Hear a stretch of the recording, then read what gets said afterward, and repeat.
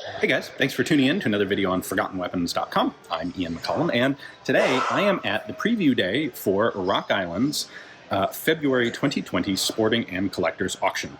And I have actually never been to one of their auctions before, which may be a little surprising. For all the filming I've done here, I always come a couple weeks in advance of the auction to make my video so they can publish before the auction goes live.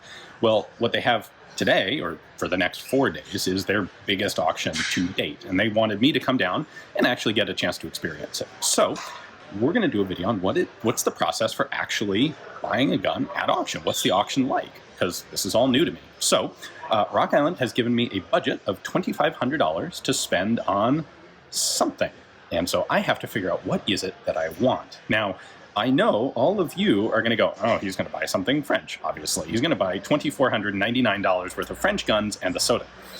But you're wrong, because I've pigeonholed myself a little bit into French, but the fact of the matter is I'm interested in a huge wide variety of firearms, which is why I started Forgotten Weapons in the first place.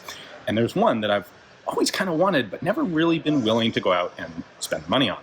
And that is a World War I Kar98a. This is basically the first German stormtrooper rifle. It's the shortened version of the Mauser 98.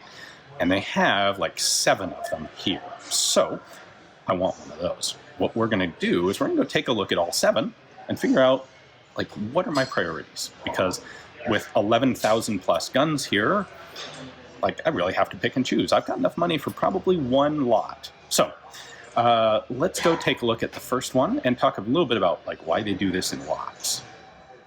All right, so the first step in this process is I actually have to, like, sign in and get the little paddle number thing. I've been bidding at Rock Island stuff for many years now, but I've always done it online. I have an account with their online thing, and that's easy. But if I'm going to do it in person, it's a little bit of a different process. So let's get me signed in. Hi. Howdy. Are you viewing, or would you like to place bids? I would like to place bids. Okay. Can I get your driver's license, please? Yeah. Later. Okay. All right. And then would you be picking your items up, or will we have to ship them? Sure. And just a reminder, everything is subject to sales tax. Since we're shipping it, it'll be dependent on where we ship to. Okay. Okay. And I think you should already have a CNR license on file. I do. Because I've been doing this online.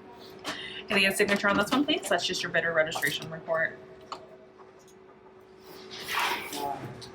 All right, and you are all set. This is your number for the entire weekend, and you're free to go. All right. Thank you. All right, here is the first of the 7 Kar98s that are in this auction. Now, they're all in lots, so what I have to do is go through and look at each one and figure out, okay, which are the ones that, like, my first and second choices, maybe third, depending. And then I have to look at what other guns come in this lot and see, can I, like, is that something that I can legitimately afford with the budget that I've got?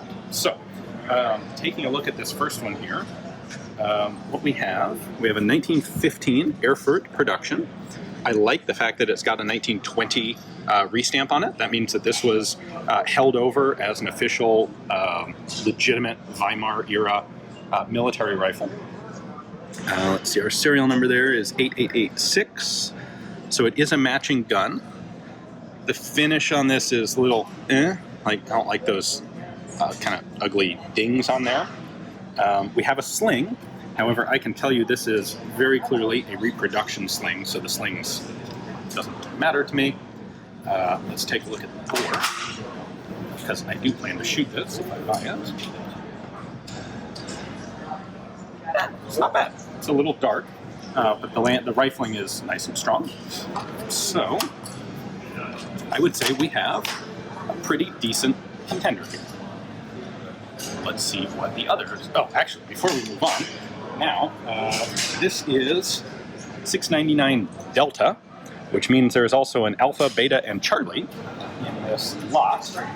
It does not go to E. So in order to buy this rifle, I would also have to buy this, which is, I do not like this. This has been given a really ugly coat of gloss black paint. It's like Kar98K. Yeah, that's kind of icky. And this guy, which is a Yugoslav M48, that's kind of a good thing because this is a relatively inexpensive gun. And a big ol' 1919 dated Swedish Mauser with bayonet. I don't actually have a Swedish Mauser, so that wouldn't be too bad. So I guess that's our baseline. Let's see what the next one looks like. Here's our second one. This, so we've got our characteristic stacking swivel there. The whole front end of this gun is kind of distinctive. And this one is a 1918 Danzig production, again with a 1920 restamp, which I like. This one has a beautiful finish that looks like it's original. Serial number is 5839. The bolt and the cocking piece are both matching. That is excellent. This is an original sling. That's pretty cool. From the outside of this, I would kind of expect the rifling to look excellent. Woo. That is very good rifling. I am liking this one quite a lot. Our nose cap also matches. We got a little bit of a bend in the stacking bar there, but that's like the biggest downside to this whole rifle. If we look at the handguard right here, this has not been sanded, which is a nice thing. It doesn't look like the stock has been lacquered after the fact. This appears to be a very nice original condition gun. Got a nice clear proof on it. I'm liking this one. Let's see what this, what am I obligated to buy if I get this? So this one is B. We've got A, B, C, and D. So starting at D, we have another Yugo M48. These are, I mean, they're great shooters. Not something I particularly want, but not a very high-priced gun, which is good. Won't add a lot to the cost of the lot. This is a 1944 K98K, which is matching. That is kind of a problem because this is a more valuable gun. This is actually a fairly nice example of a late war K98K, which would normally be a good thing, except that it means I'm going to be fighting against people who want that. And then our third extra gun. This one is not going to add much to the value of the lot. This is an 1891 Argentine Mauser, on which a bunch of the parts have been hard chromed. So we have a hard chromed and then badly worn magazine. Barrel band and the nose cap have all been chromed, and it's got a nice old ugly Century import stamp. So that's a rifle I would not keep very long at all, but also shouldn't add too much to the cost of the lot. So now, a quick commentary here. The reason that they're doing all these things in lots, it's easy to come in and go like, I don't want this stuff, I just want this rifle. Well, the problem is, with the volume that they have in this sale, there is not the time available to sell every gun individually. It's taking them 4 days to sell these as lots of, on average, 3 or 4 guns each. And these also tend to be lesser quality guns than the premier auctions. So more common, I mean, things like Yugo M48 Mausers. This is $300 or $400 rifle probably. It's just not worth it to the auction house to try and sort all of these out individually. So that's why they batch them together. Anyway, let's move on and take a look at another Kar98a. All right, our third one here. This guy has a bayonet with it. Now, this bayonet is a shortened engineer's bayonet. It doesn't have the shield down here for a 98. I suspect this is a Turkish modified bayonet. So that's okay, but not compelling to me. This gun is an Erfurt 1917. It is not restamped, so it was not formally brought into the Weimar Republic. I see we have a pair of 8mm Mauser stamps here, or 8mm stamps. I'm not sure where those came from. It would be some sort of import or proofing deal. 5879. This is a mismatched bolt. All in all, this is not nearly as nice as the first two we looked at. I mean, it's got some good stuff going for it. The stock's in original condition. It hasn't been sanded. The finish is not terrible, but not quite as good. But overall, if I'm going to get one, I kind of want one matched. So we're going to skip this guy. 3, See, it's easy to find these because they all have the stacking rod, so you can kind of look down the row of rifles and pick out the stacking rods. Anyway, number 3 here is Erfurt 1917. Finish is not terrible. This might... Yeah. We have serial number is 417. The bolt is matched. That's nice. We have some sort of ZGM stamp in there. Not sure what that is. Well, our condition is fairly rough. This is... See, the difference between this barrel band condition and the barrel isn't... That doesn't fit. And in fact, the barrel band is mismatched. Let's see what the bore looks like. Yeah,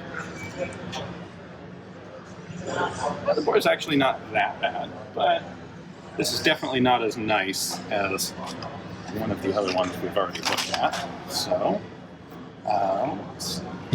For kicks, this one would come with a Swedish Mauser, another Swedish Mauser,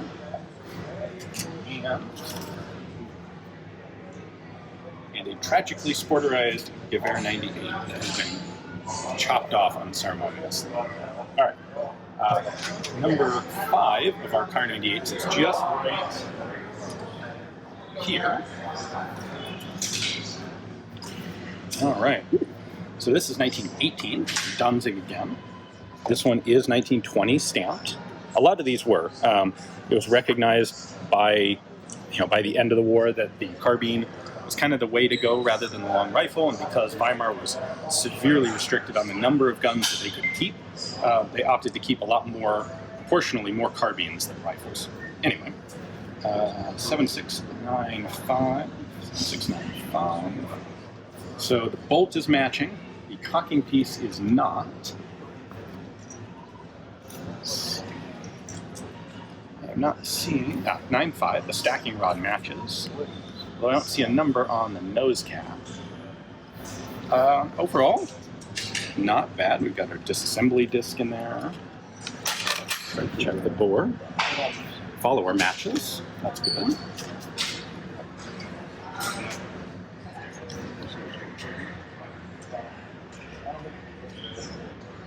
Bore is okay. Not terrible. Not great. And I noticed, see, there's little stuff that you always want to look for.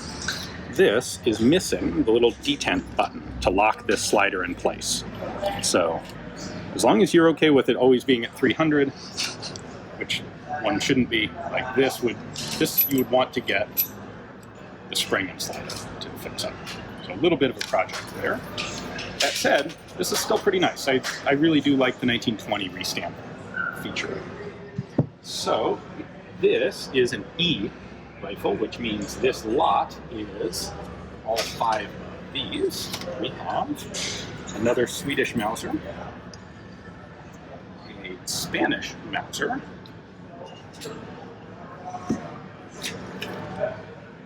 another Spanish Mauser.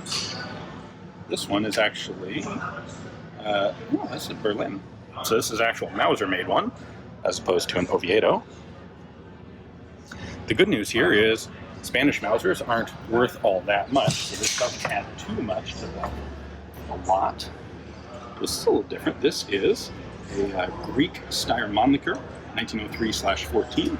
That's kind of a cool rifle. I don't have one. If I have to get an extra gun that I'm not specifically looking for, well, that's not a bad one to do. So, I think so far this is probably my number 2 choice. I wish it had the little spring in the sight, but we've got 2 more to look at, so let's go find those. All right, here is number 6. Hopefully you guys aren't getting totally bored with Kar 98s yet. Erfurt 1917. This one is matching. That's nice. However, this stock has clearly been sanded. For a long time, people thought that, if you sand it, it just looks nicer. And what you get, you can see this really clearly rounded edge to the handguard, or the hand grip groove there, and that's very unfortunate. You can also see the stock no longer quite fits around the magazine because the wood's been sanded down. So, really unfortunate. there's a kind of a nice patina to this example in that, well, it has basically no finish left. But yeah, I'm generally like I could be okay with the lack of finish, but I don't like the sanded stock, especially knowing that there are nicer examples here. So we're going to scrap that one off the list. And then our very last one is right here next to it. This guy is a 1950 Airfruit, which, let's see, 8291. This is another mismatched gun. So, yeah, I'm gonna leave this one off the list as well because it is mismatched. So, this guy's gonna be my first choice. Now, this comes with, as we previously looked at, this ugly, unfortunate rifle, this pretty darn nice rifle, and this one that's fine, but inexpensive and not hugely desirable. So, the budget that RIA gave me is $2,500 bucks. Does that mean I bid $2,500 for the lot? No. What I would normally do, well, the first thing I'm going to do is take my budget and reduce it by the expenses that I know are coming. So there is a buyer's premium here of 15%, which means I'm going to take 15% right off the top. If I bid $1,000 and win, they're going to tack on 150 bucks, 15%. I am also going to reduce it by 9% for Arizona sales tax, unfortunately.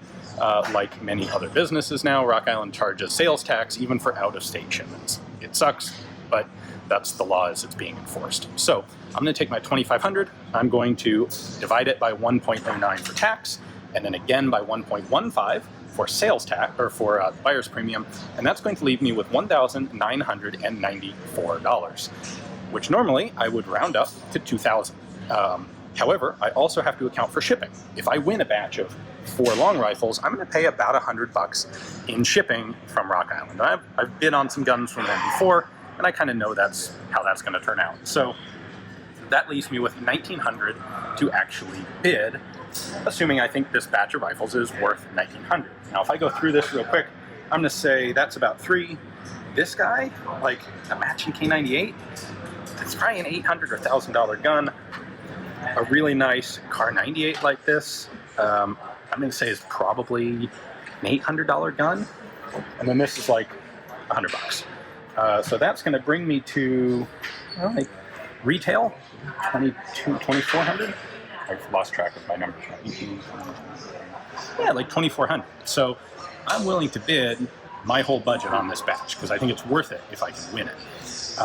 There's something to consider. The way that the bidding works, from, well, up to 2,000, I think it's 1,000 to 2,000, the bid increments are $100. So 1,000, 1,100, 1,200, 13, 14, etc. Once you hit 2,000, the bid increment jumps to 250. So it's 1,900, and then 2,000, and then 2,250. So if you can be the person who puts down a $2,000 bid, for someone to outbid you, they have to spend an extra, substantially more money. They have to jump $250 to get it. So where my budget actually tops out at $1,900, I think I'm much more likely to be able to win something if I'm willing to bid $2,000. So I'm going to suck it up and throw in $100 of my own money. I mean, I suppose that's not much sacrifice since they gave me a budget to work with, but if I were doing this with my own money, I would take that into consideration when I was figuring out how much money to save up for an auction like this. So my max bid amount is $2,000, and on this lot, I don't think I really have to worry about, if the batch is actually worth it. I'm pretty confident that it is. So that's what we're going to try for. We got our first priority, got our second priority over on the other side here, which is another batch that, again, put them all together, I think they're worth the full price. So next up, I guess, let's head into the auction. Today is the preview day when we get a chance to look at everything. These guns are coming up for sale on Saturday. So through the magic of editing, we're going to jump forward to Saturday. Okay. You'll be surprised, though, if you haven't been here before, how quickly we could go. And, online, that's the thing that I'd like to educate individuals who are new to us on the online platforms. We do move, and so it's going to go a little bit faster than what you normally would think on an online auction, so please be aware of that. Sealed telephone bids, okay? All right, I got to explain this. If I have a bid in here for 3,000 and I have a bid for 2,500 and nobody's willing to give me $100 in this room, or even on the computer's investment, it's still going to sell for $2,750. Because one advance after 2,500 is $2,750. The guy bid 3,000, he'll get it for $2,750. So there's already an auction going on, if you follow that, okay? It's the same thing if I had 1,500 and 1,000. The guy's gonna get it for 1,100, okay? That's what's going on here, okay? So now, we break ties by who put the bid in first through here. Ready to rock and roll? I am. Jessica?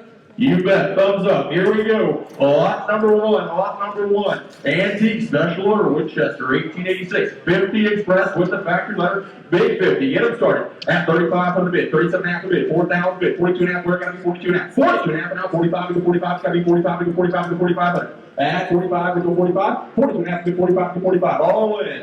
All done. 4,500. Give it a last call. Give it a fair warning. 4,500. Last call. Sold at 4,250. Bidder number 234. Lot number 2. 4687, 5 military rifles. All right. And I have Two more. 3,000, now 3250. 4689 is mine. Now 4,000. 37, 4,000, now 4250, now 45, now 4750, now 5,000. You're on the right foot at 5,000. 4750 is up front, it's going to be 5,000. It's what do you think of 5,000? 45,000, now 5,500. 5,000 is at the back. He says no, last call at 5,500, last call. So 5,000 bid number 502. Thanks So for that one went 46, super huge 88. because there was a Brazilian 30-06 G43 in it, which is weird to see in this sort of lot. 14 now 1,500. 1,400's in the lead. It's going to be 15, 15 now 16, 15 now 1,600, 15 now 16. Last call at 1,600. Last call. So 1,500 bid number 114. Lot number 46. All right, here we go. 4 military rifles, and I have 15 looking for 16 to break the tie. 16 now 17 now 18, 18 now 19. 2,000 now 2250. 2,000's on my left. It's going to be 2250. 2,000 seated. It's going to be 2250. It's what do you think of 2250? 2,000 now 2250. It's going to be a last call at 2250. Last call.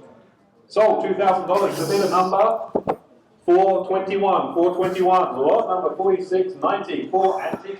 That was exciting. So even when you know exactly what's going on, and it's like 4 days of the same thing, you still like adrenaline, heart rate. Will I get it or not?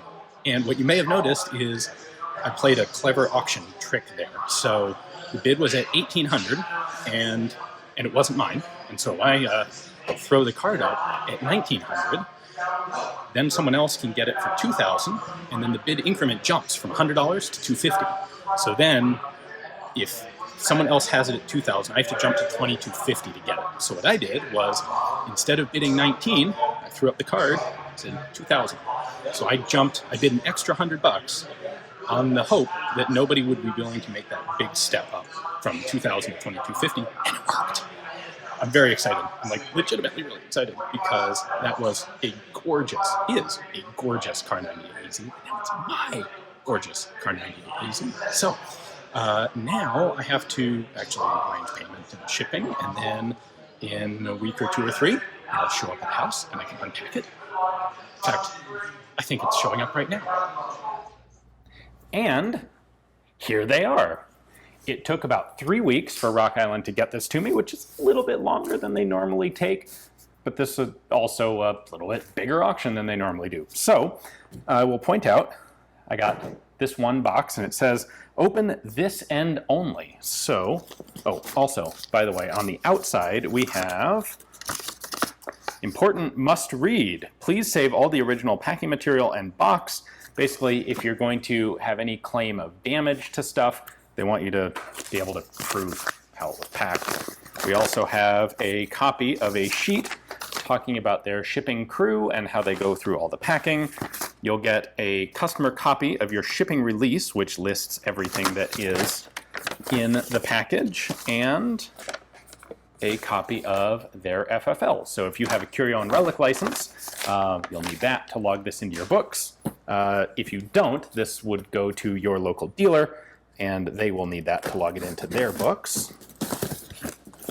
So this is just a box that holds 2 more boxes, and we have another big brightly colored thing that says, "Attention, items listed below are packaged separate from the firearm. Please inspect the package thoroughly to prevent items from being misplaced or thrown out." They have taken the bolts out of all 4 of these rifles and packed them separately because I think there are some laws that require it. At any rate, there have been some horror stories out there of mostly gun shops receiving things for people and accidentally throwing out some of the parts. I heard about one guy who bought a very nice sniper rifle. His FFL did not realize that it included a scope separate. FFL threw out the scope, matching scope, and that's a problem. So Rock Island is doing good work ensuring that that sort of thing does not happen more. Now, we'll pull out both of these boxes, and then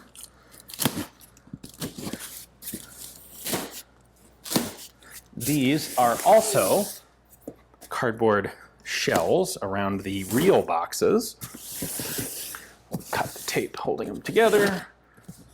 All right, my Kar98 is item B, which is going to be in this guy. So we'll set that one aside.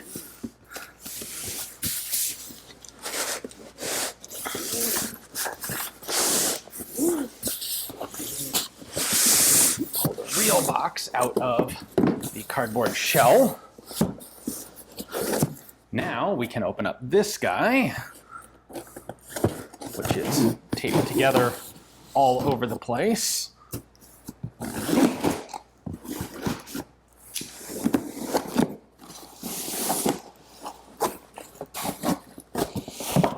And inside here we have peanuts, unfortunately, although I believe these are actually water-soluble, biodegradable peanuts, which is something.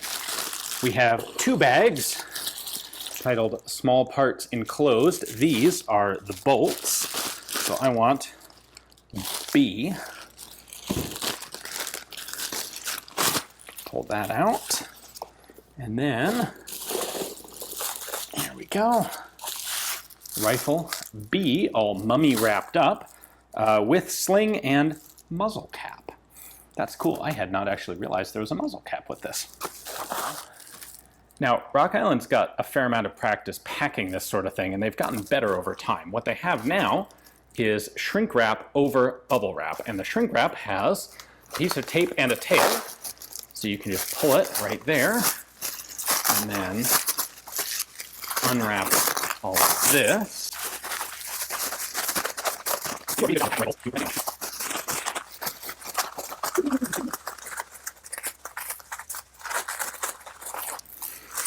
So there's the shrink wrap.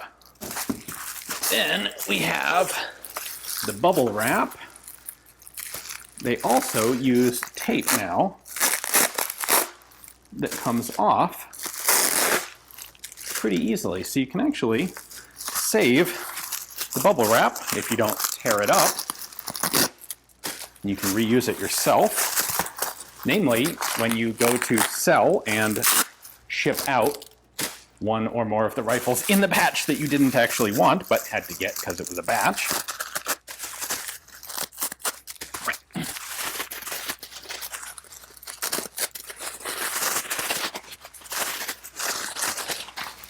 So they wrap the bubble wrap end over end a couple times.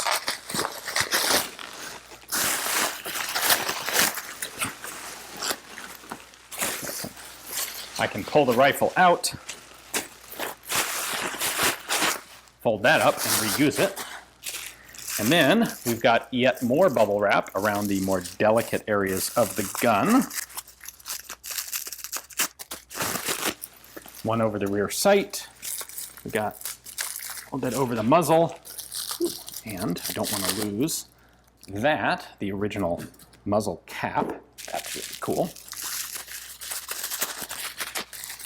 More bubble wrap over the buttstock, and then they have bubble wrapped the sling, which is thoughtful, but a little bit of a pain to get out.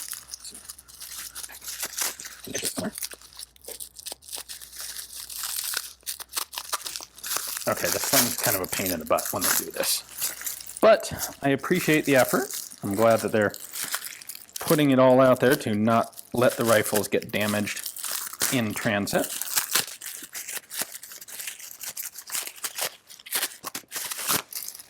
All right, there's the sling unwrapped. And now we still have our bolt unwrapped. We still have the original inventory tag from Rock Island, which I am not concerned about. It is unloaded, as one would hope and expect. And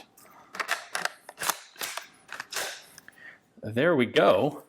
One gorgeous 1918 Danzig, 1920 Weimar restamped Gewehr 98, or Carbiner 98. And I'm really happy to finally have one. So hopefully you guys enjoyed the video, enjoyed the look at what it's like to actually go through the whole process of sorting through Rock Island's preview day, figuring out something that'd be cool to get, going through the very quick bidding process, and then actually having it arrive and getting to unpack it once you're done, once you win it. So thanks for watching. Hope you enjoyed the video.